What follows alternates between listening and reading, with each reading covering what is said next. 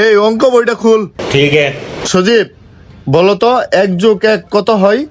Sir এত সহজ প্রশ্ন করছেন, 1+1 2 হয়।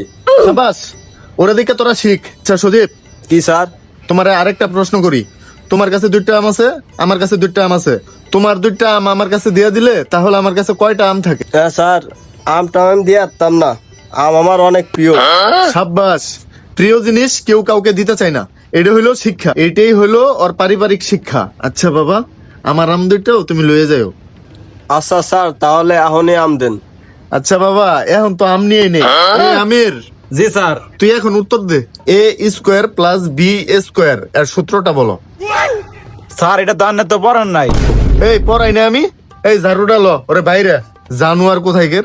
এই মান্নান, এখন তুই বল। কি স্যার? 402 গুণ 905 সমান সমান কত হয় বল। স্যার এটা তো আপনার বাহে পাইতো না।